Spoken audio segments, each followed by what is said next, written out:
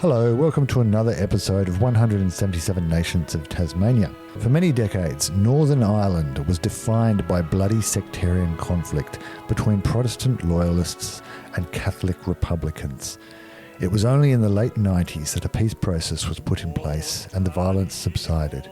My guest for this episode, Niall, grew up in Belfast in the 1990s, during the latter part of the era known as the Troubles. Unusually, his family were on neither side of the sectarian divide, which gave Niall a fairly unique outsider's perspective of the conflict.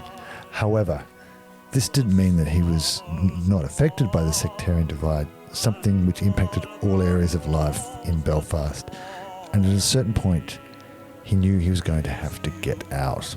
And get out he did. Via Brighton and then Melbourne, he eventually ended up in Hobart, working at the iconic Museum of Old and New Art, aka Mona, before taking up his current role as an electoral officer for the Tasmanian Greens.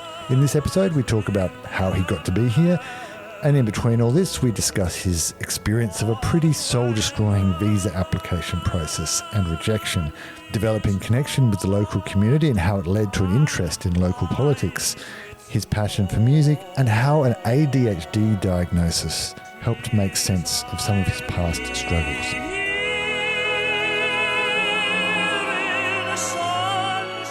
I grew up in Belfast, but neither of my parents were from Belfast. So my mum was from, the border counties area of Fermanagh, but on the border of Fermanagh and Cavan.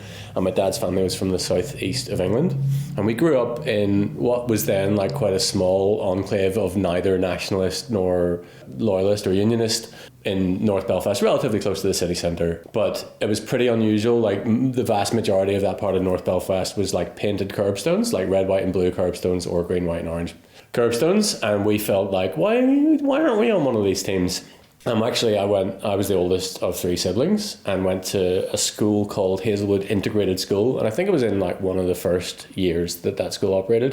And that was a revolutionary idea to educate kids not along the lines of religion or I guess religion, nominally, all nationalist Catholic children went to a Catholic run school, a church run school, and all unionist Protestant identifying people pretty much went to a state school. On reflection, is a bit funny that we patted ourselves on the back for why don't we bring children together across this such a ludicrously silly divide. When you're on the other side of the world, you're just Are you serious? You were sending children to school based on whether they're Catholic or Protestant? But it just all added to this siloing and distrust and these institutional biases, workplace stuff where people could get a job based on what their political beliefs were, or find it harder to get a job or get government services or whatever. Because neither of my parents were super dogmatic about it, and neither of them wanted any dog in that fight particularly, or didn't want us to be infected by it. I'm conflict avoidant. So it was a weird place and time to grow up, because it was when the Troubles were starting to wrap up, and all through childhood it was just in the background on the news every night. A man has been found shot dead in his home on such and such a street, and it felt like it was every night. It didn't really affect me very directly. I didn't lose any family members because my family members weren't very interested in the whole thing, but we certainly saw the aftermath of violence in the streets, and we'd get stopped and asked, where are you going, where are you from, what's your name? And if you gave the wrong answers, you'd be in some difficulty. And there was many, many times we had to but relatively speaking, didn't get impacted by the Troubles. 94, I remember everyone just kind of being real happy and relieved and thinking, maybe this is nearly over. It's rumbled on in the background a little bit. It was interesting being in Belfast as the Troubles came to a close, and as peace processes started to kind of be built. And it was really interesting to see more and more schools like the one we went to. And by the time I went to secondary school, it wasn't pretty controversial to be going to school with people from the other community.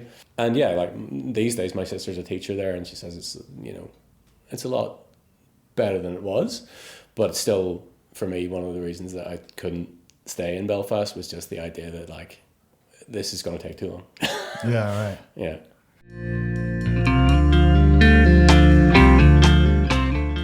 How old were you when you sort of became aware that there were different types of people in Belfast. I'd never really thought about that. And I actually remember being older than I should have been, going like, here guys, what's the story with Celtic and Rangers? Because everyone in Belfast, in those communities, if you're from the nationalist community, you had a Celtic shirt, and if you're from the loyalist community, you had a Rangers shirt. Two football teams based in Glasgow in Scotland, where I'd never been to Glasgow, no interest in Glasgow. And I was like, why do they wear green shirts and they wear blue shirts, and why do they care about this team and that team? And I would have been like 12 or 13, like old enough, like everybody else knew basically, and they were like, are you joking?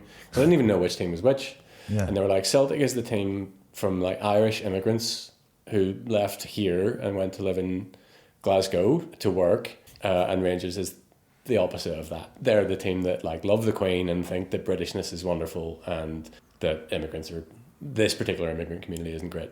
And that was maybe starting to go like, okay, I'm interested in that. That's a interesting dynamic. And at that point, I still didn't have a side. And if anything, at that point, I was kind of pretty pro-union, like, because the familiarity of the Queen and the flag and the British Army, going to school and learning about the Second World War, and you were like, this is a country that has an international presence and like is important, and Ireland had kind of like been neutral in the war, and it was pre-Celtic Tiger, so it kind of felt a bit crap basically. Like when you got the train down to Dublin, it felt like a disadvantaged part of the world. Like it felt like you were stepping back in time a bit, which is funny because these days it's sort of the opposite. I kind of started to think, okay, well, why do they celebrate one flag and why do they celebrate the other, and what do I think about this? And at the time, probably didn't analyze it as deeply as I might have. And I certainly never ever had any sympathy for one team or the other beyond my dad was like, he had a very interesting career history and journey to Ireland, and I'm sure we'll probably talk a little bit about it, but one of his jobs was he worked in community radio, and he was a broadcaster, and he would broadcast from specifically the heartland of the loyalist unionist community, the Shankill Road. And these are the sort of the areas where very, very violent and the sort of like armed gangs would operate from this street, like literally these side streets.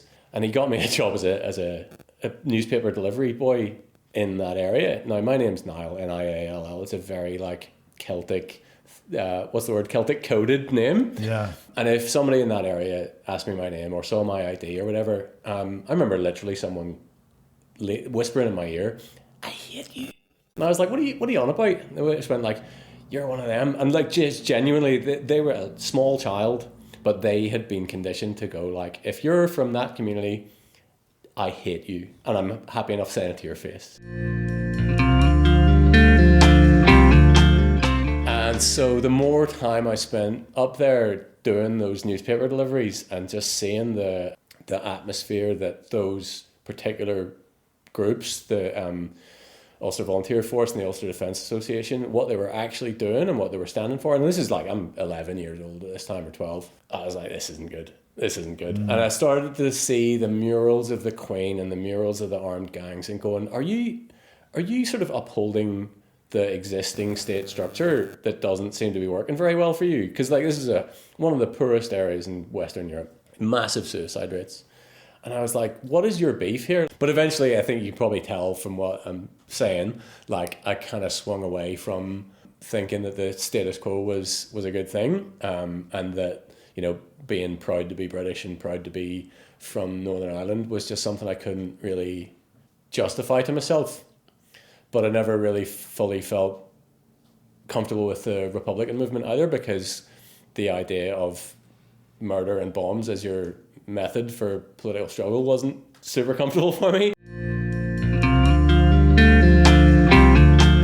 Apart from obviously all the sectarian issues, was it also that you just didn't see a future? Like, was there definitely no future in Northern Ireland, like otherwise, like career wise? So that's thanks for bringing me back, because it wasn't just like that would be a post hoc justification to say like, oh, I'm too clever for sectarianism, therefore I couldn't live there. No, there was a general sense. I mean, I mentioned before, like in West Belfast, it was a massive suicide epidemic essentially, and like that was a different community from the one I grew up in, but it was a mile away. And I was really conscious that there was a sense of hopelessness. I mean, not to be glib, but Rihanna filmed a music video called We Found Love in a Hopeless Place, really near my house.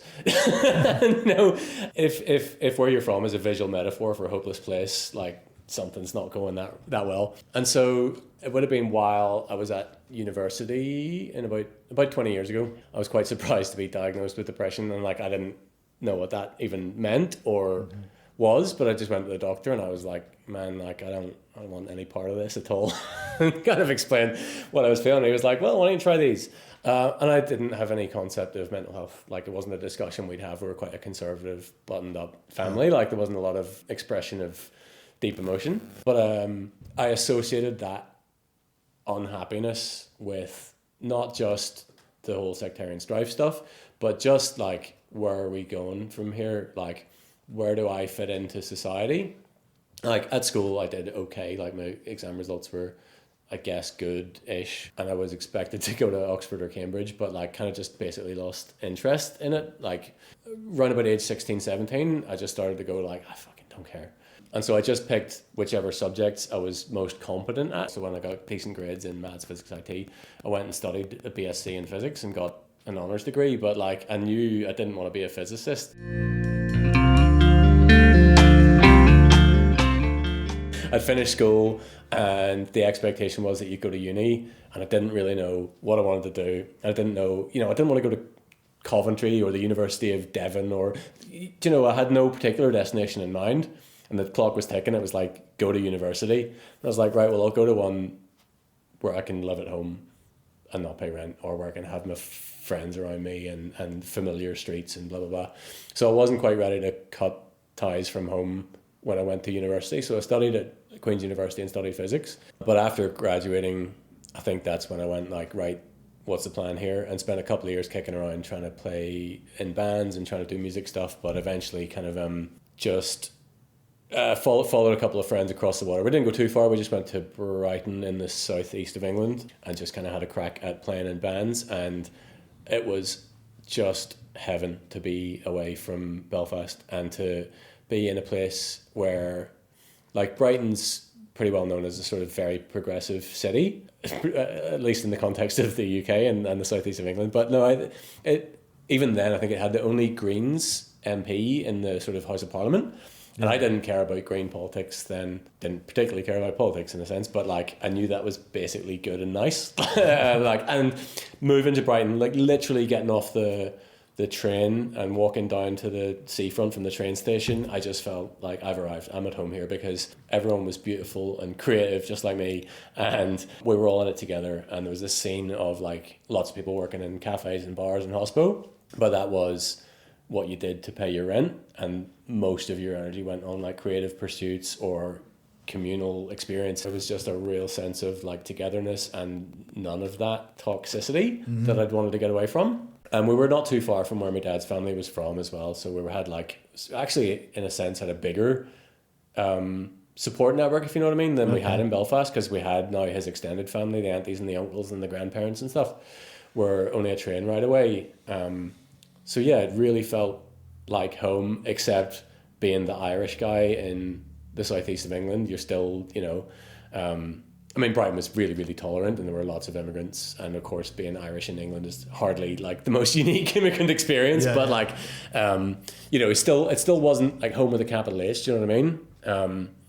Because you still felt a wee bit like an outsider. But yeah, it was beautiful. So just kind of threw it all in with the music. Like I'd been playing in bands since I was at school, and just thought, right, let's give this a crack. Like I don't know what I want to do, but I know what I enjoy doing. So just completely, like I was playing bands, I was playing drums in one band, I was singing and playing guitar in my own band, I was playing solo shows, and with friends we started a record label as well. But this was just about the time when the arse was falling out of the music industry as well. Like we were moving from selling CDs to streaming. This was like when, I mean, it was pre-Spotify, but it was maybe in the Napster time when all the sort of bands that had a career path that they'd understood through their record label were starting to go, oh, here, this isn't actually sustainable. Like people are stopping buying our new album and they're downloading it instead. And record labels were starting to panic as well, because there just wasn't the income from royalties to like sustain the industry model.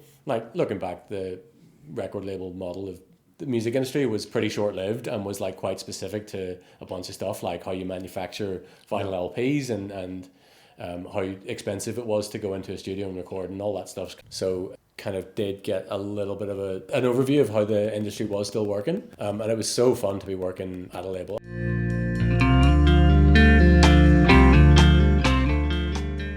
But living in Brighton, you're sort of paying London rent, but living in a small town.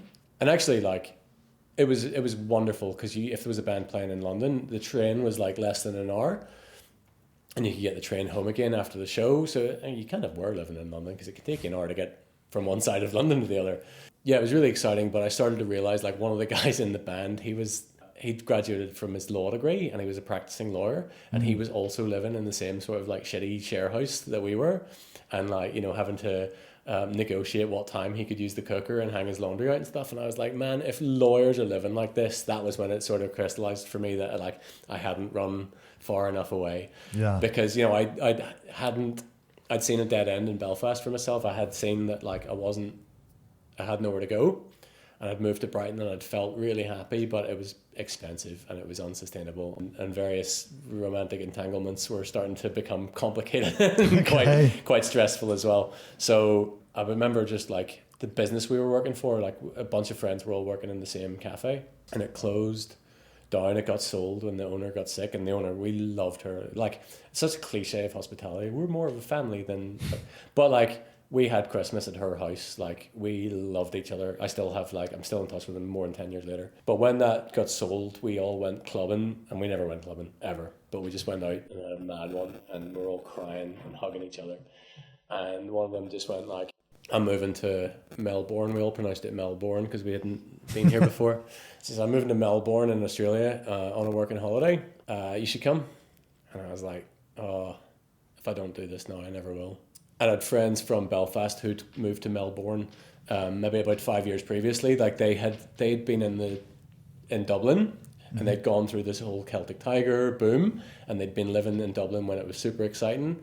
And then 2008, 2009 in the GFC, half of Ireland moved over to Australia, and they were on that sort of wave. So they were settled and they were living in St Kilda Road, and they were going back to the UK, and they said, listen, come and look after our flat for us, look after the cat, and get yourselves settled, and see how you like it, and, you know, do your working holiday, and you'll have a year, and see how you go. So we did that, and never looked back. Well, did we look back? But yeah, that's how we kind of ended up in Australia. A series of dead ends, essentially, and like opportunities that came up at the right time.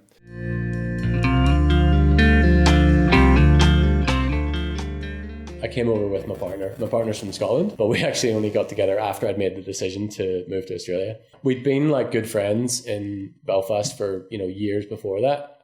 And we got together, and she was like, oh, you know, I'm really like excited and happy. And I went, oh, I should just mention that I've actually planning to move to Australia in a few months. And she just went like, oh, do you think I'd like it? And she does, so that's good. So that was like, yeah, we'd honestly been together a month or two when I brought that up, and that was 10 years ago, or nearly 11 actually. So got away with that one.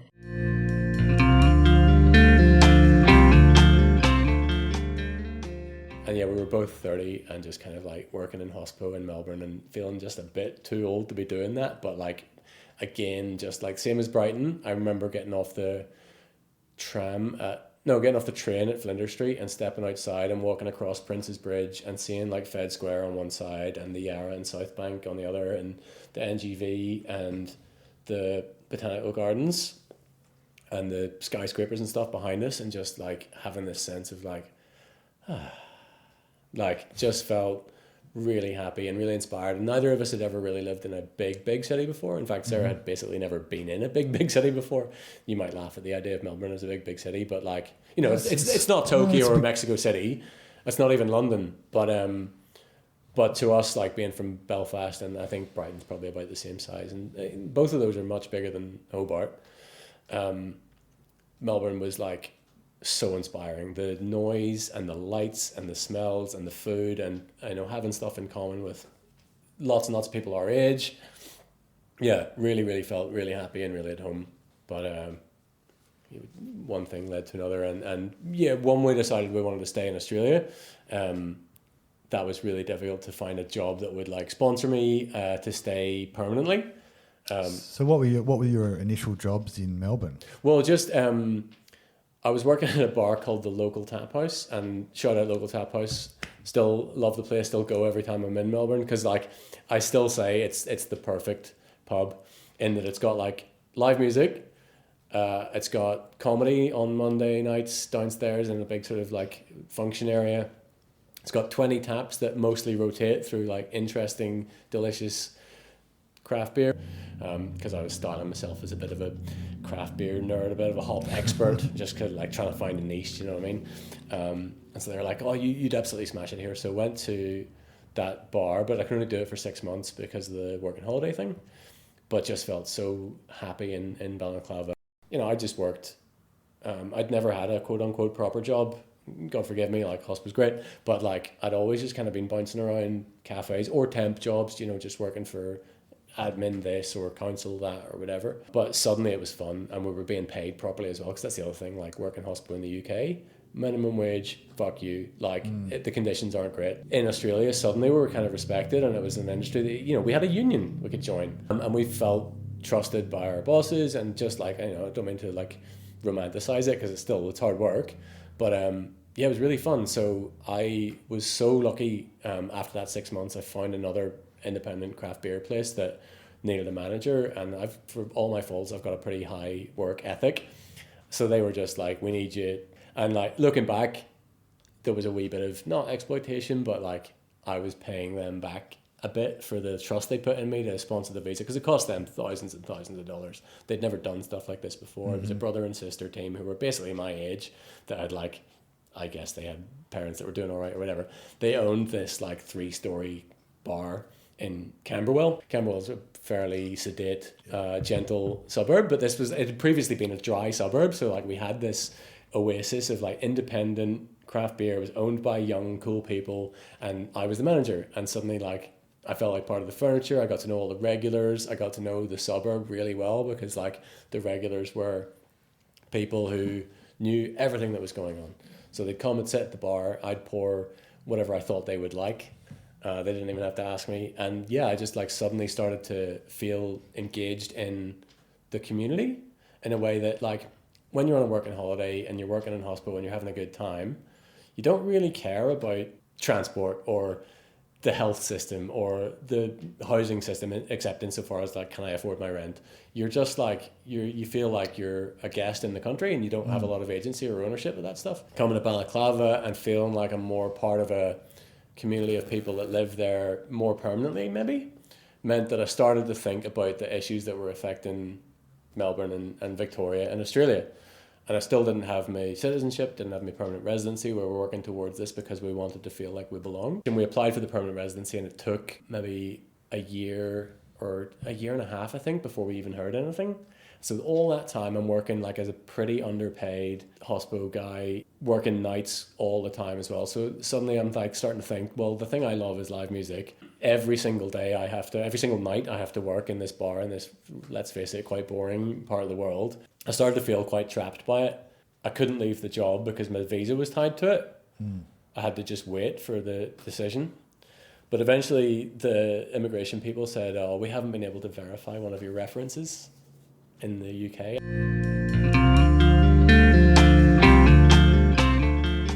I couldn't believe it. And like, I remember me and Sarah, we just went for a walk in the rain, and we just stopped in the street and we both just started crying. Because we're like, I had worked pretty hard at this point. Like, you know, I'd done much longer than I had planned to as like a salary, you know, because now I'm not just turning up and slinging some beers and having some crack with my mates. Now I'm having to, you know, manage other people and stock and stakeholders and social media, and like it was becoming not fun, and it was really not paid very well. And I was like, I can't. So we appealed it, but they don't give you even a time frame for that. So we put the appeal in, and we were just like, how much longer can we do this? Well, so because I decided to handle the appeal myself essentially. I started going, right, let's do this, and I started becoming, that like a meme of the guy pointing at the whiteboard with all the dots connected and all the bits of string, because I basically printed all this dossier out with all this evidence of what I had done to try and genuinely make a life in Australia, and the grounds for the appeal, and genuinely kind of like learned a bunch of the Migration Act, and I was like, maybe I should just like make this my life and I'll be the not exploitative evil migration agent. But no, handled the appeal myself, but just Sarah and I realised that I couldn't stay in that job. I was completely burned out. And actually, I had burned out already, and work had just gone like, nah, I'll take 2 weeks off. And during that 2 weeks, I came to Hobart on my own. Sarah, it was short notice, basically, like they could see I was struggling. And they weren't known for their buckets of empathy, but at that point they were just like, you're going to really hurt yourself here. So they said, take 2 weeks off, chill out, and come back to work. So I took 2 weeks off and I came to Hobart, and I just somehow found a hotel that was affordable and stayed for all of Dark Mofo. This was 2015.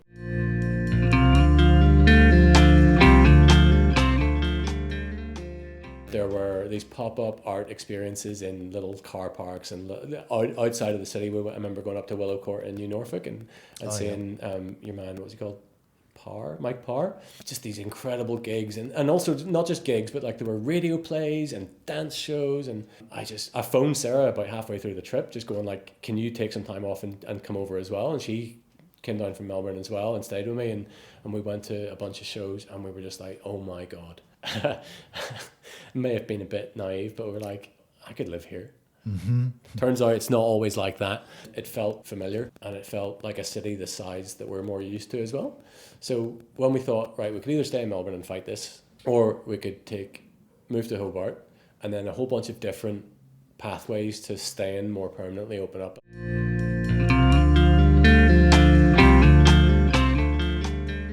Honestly, the plan was to get the permanent residency and straight back off to the mainland. But this was 2017 when we got the Spirit, and like I didn't even drive. I bought a car. I had to learn to drive and buy a car and pack the house up. Honestly, I passed my test and I'd practically never driven before. Bought this Mitsubishi Magna, this biggest estate car that I could afford for no money. Bought it off these backpackers from WA. Put all the books in it. We literally like strapped boxes to the roof of the car, like really unsafe. With like just stupid stuff like our kitchen stuff, like stuff you really didn't need to bring with you on an interstate move. But we'd never done this before. We're just like packed as much as we could of our lives in Camberwell into this car, whatever would fit, went in, booked the ferry, and drove to, I remember driving to Port Melbourne in the rain, in the dark, freaking out, driving way too slow, all these emotions, and getting on the ferry. And like sitting watching the lights get smaller off the back of the boat and just thinking like, see you in a couple of years hopefully, do you know what I mean? And this was 2017, and again both crying I think, and got to Devonport and got a coffee and just hit the road. Got to Hobart, got to this like place I'd arranged for us to stay in West Moona for a few weeks, and the next night there was an exclusive Australian show from Mogwai at PW2 or Mac2 or whatever it's called. Mogwai, like one of the most important bands in my life, like from Scotland, from near where Sarah's from.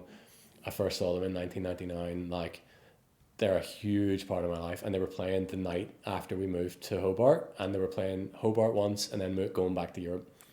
But that was what Dark Mofo could do, or the Mona operation could do. And this is how much of a different time it was as well.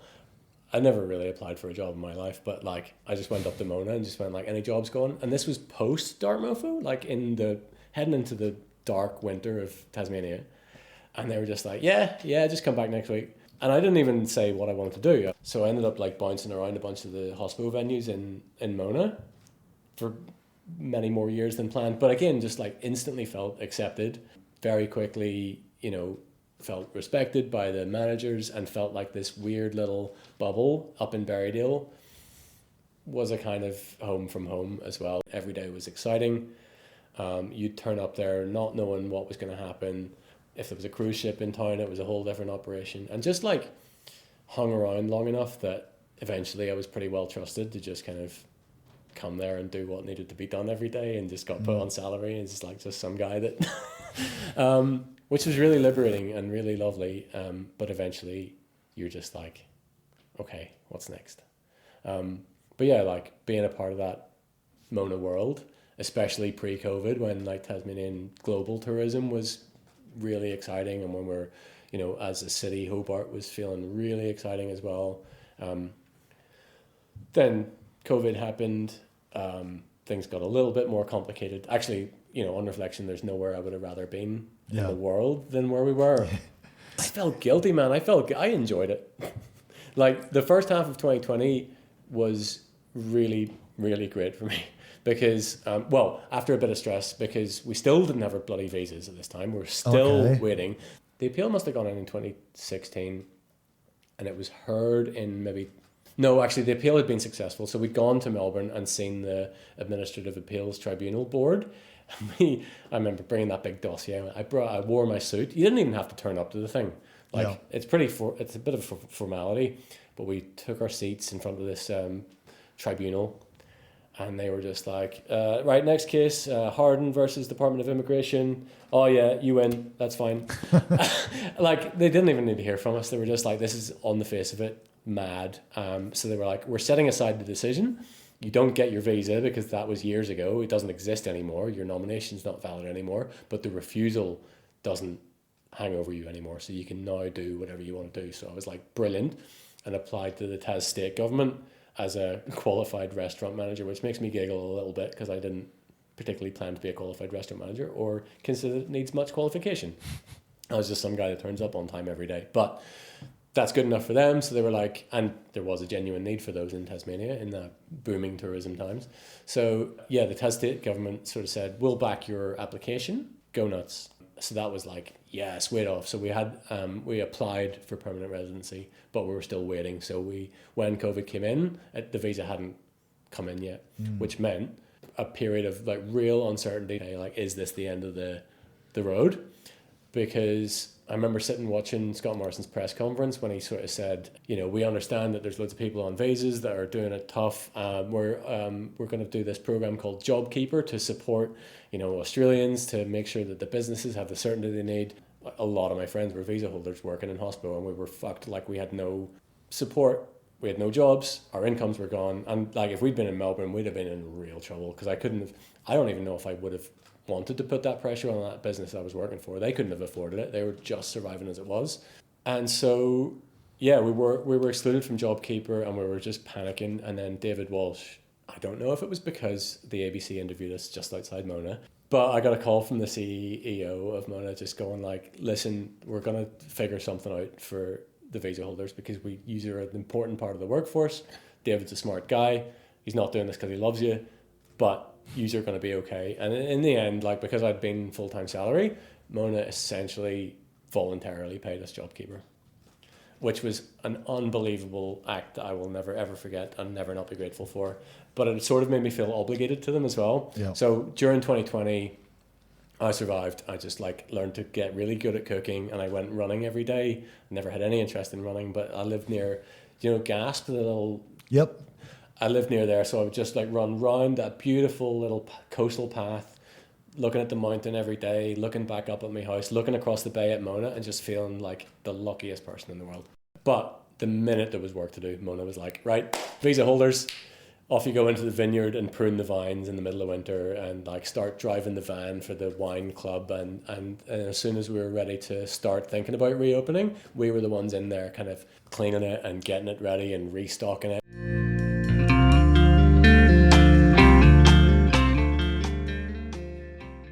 So after a few months of that first summer back at work, I got an email just saying, Emmy grant notice, visa approval, blah, blah, blah, blah, number. I knew that moment would come one day, but like just looking at the words on my phone, it took me to read it and reread it and go like down to the bottom, like check the address it came from. Like I couldn't really believe it because this has been now 6 years or something or 7 years or something, like the process had taken from first application, and that I hadn't realized how heavy it was weighing on me. And when it came through, it was almost like, one of these things that like is so big it's anticlimactic even though it's huge. Yeah. I just didn't know what to feel. I told Sarah, and we just hugged and cried, and we were like, right, now we can start thinking about our lives. But on reflection, like, we'd been in Australia for 6-7 years or something. Yeah, that's a long time. It's a long time to not be thinking about your own life and to just be going like, this will be fine eventually. And so that was kind of almost difficult to deal with, because now I was like, I've had a load of fun at Mona, but would I have been doing this like if I'd been part of society? Or was I just like in a holding pattern doing whatever job I could do until I was given the opportunity to take the next step? It's interesting because, you know, I've gone on quite a bit here, but like, there hasn't been a lot of direction, has there? I've been blown around in the wind. Like, I went away from Belfast because I didn't really like it there.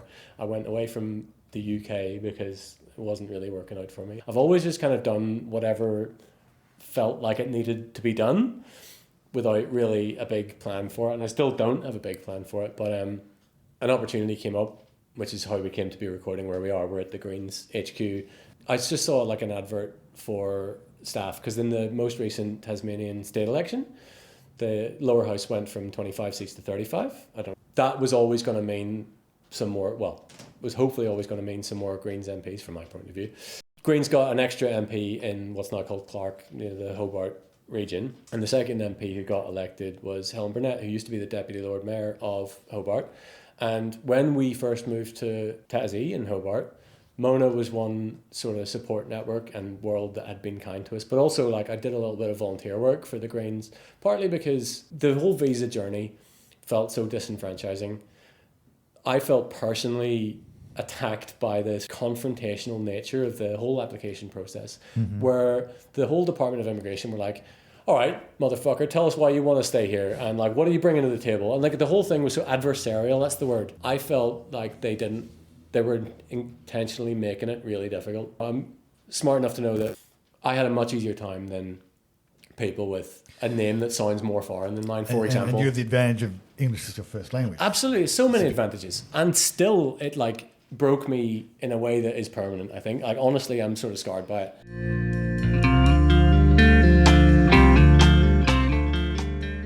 And this was at a time when Nauru and Manus were at their sort of worst as well.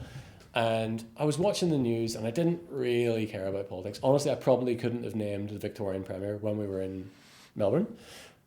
But there was a guy on the TV speaking some sense.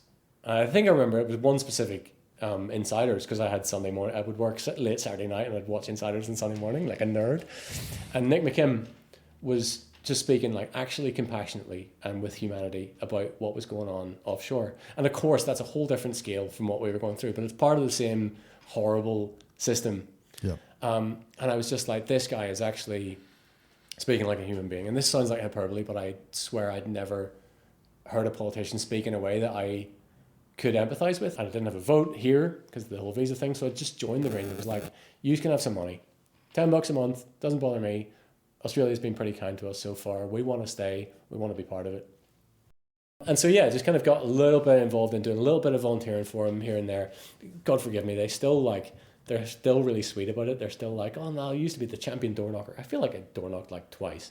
But Nick McKim came to our house. It was really like, we're like, oh, this is fun. Like, we're part of something. And every so often I've always been signed up to this thing, ethicaljobs.com. Mm-hmm. I've always had their mail outs every week. Like, even back in Melbourne, I get a mail out every week going like, here's a job you could do and you could sleep at night and look yourself in the mirror. I was like, that's not going to happen to me. But it was like, you know, you can actually work in a field you care about and do something that you're passionate about. And I was always like, nah, not me. Like, I don't deserve that, because I just I'd spent so long feeling so trapped. But this one came up and Sarah was like, just apply. What's the worst that can happen? Just apply. Because even the process of applying lets them know you're interested.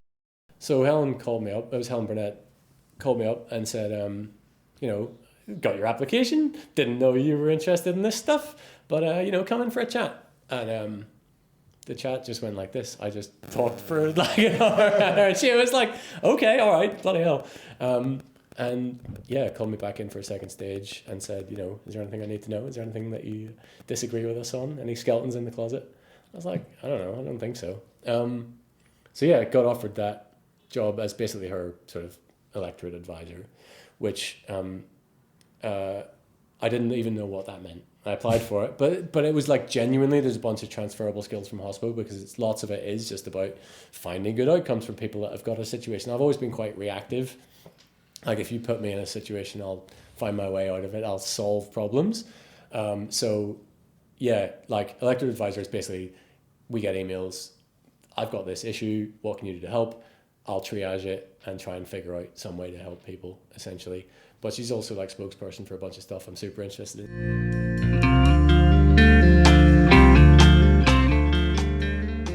There is one other thing that has happened in Tassie that might have influenced the direction of travel. Like many other people, post-COVID, I was like looking at mental health, and like I said before that I got diagnosed with depression when I was like 20, I think. So, and for that 20 years, I've not had like as low a low as some people, but like I've never felt great about things. In fact, to be honest with you, speaking to people who have migrated to Tasmania from around the world, I would say plenty of us didn't pack our lives up to move to Tasmania because things were going amazingly well for us, and in one reason or another, like, yeah. But you know, if you're from Latvia and you decide to move to Hobart, there's a reason for it. And one of the big reasons for me was just like my brain was never comfortable. My brain was never switched off. Like I said, I don't ever take leave to relax or go on holiday. In fact, relaxing's a weird concept to me. I don't like it.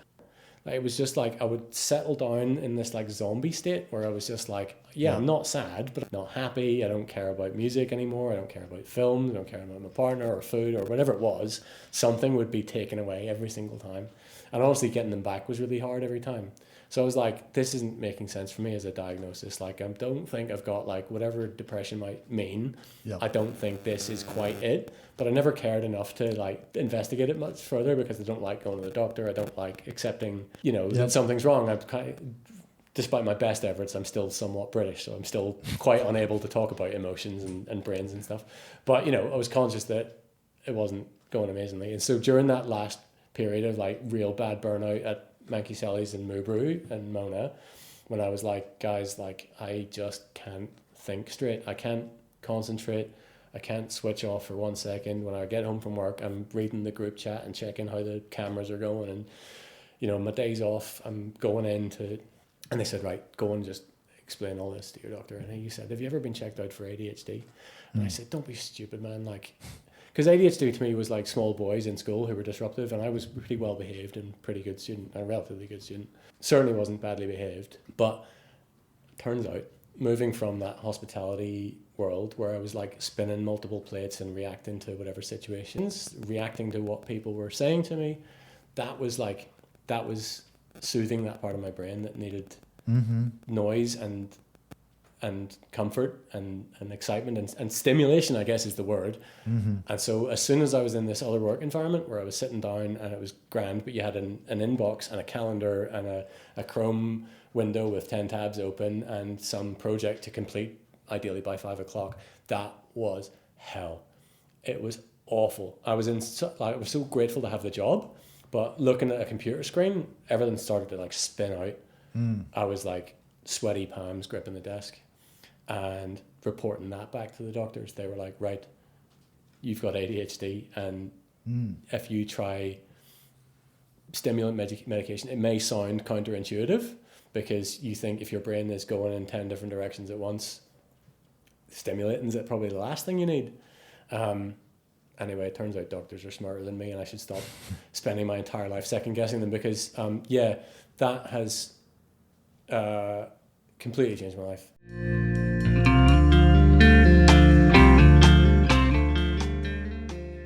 Like, identity is such a funny thing, isn't it? Like, because I'm really passionate about Tassie. Like, I love it to pieces. And, like, this is the place, Hobart is where I've lived longer than anywhere except Belfast, if you know what I mean. Yeah. And, you know, as I've said, like, I've not always felt like I've had loads of agency on that. And, like, maybe I would still be in Balaclava, all things being equal. But, like, it's home. Do you know what I mean? And when we get off the plane at Hobart Airport and drive back in, and when you first catch a sight of the mountain, like, it makes me well up a little bit. And, like, where we're living now in Belrive, we've got a view of the river and the mountain, and I just feel so lucky every day. And lucky that I get to contribute to it in whatever small way, and indeed in ways that some people might not consider a positive contribution. Oh, Danny boy, the pipes are